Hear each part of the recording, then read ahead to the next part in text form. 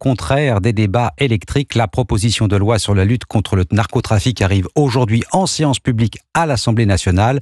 2 semaines de débat sur l'agenda parlementaire. Plusieurs mesures fortes ont déjà été écartées lors de l'examen en commission. Jean-Baptiste Marty, le gouvernement promet de les réintroduire. Pourquoi les policiers tiennent-ils tant à ces mesures ?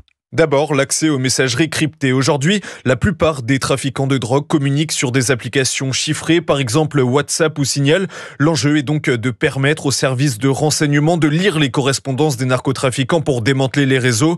Jean-Christophe Couvis, secrétaire national du syndicat Unité. Ces échanges, c'est une mine d'or. On apprend notamment comment ils peuvent évoluer. C'est toute la gestion arrière aussi du deal. Si on n'a pas ça, on est aveugle. Et quand on est aveugle, on ne peut pas intervenir. Mais cette mesure fait grincer des dents certains parlementaires et certains avocats qui craignent des failles de sécurité. Autre point de crispation, la création d'un dossier coffre. L'objectif là est de permettre aux policiers de ne pas révéler certaines techniques d'enquête. Écoutez Éric Maroc, délégué général adjoint du syndicat Alliance. Nous, on passe des heures et des heures et des heures à constituer des preuves qui sont pour le moins détruites ou éventées dès lors que certains membres du réseau de narcotrafic sont interpellés et ont accès à l'ensemble de la procédure. Écartées par la commission des lois, ces 2 mesures pourraient donc revenir dans les débats dans l'hémicycle avec comme chef de file le ministre de l'Intérieur, Bruno Retailleau. Jean-Baptiste Marty du service police-justice d'Europe 1. La lutte contre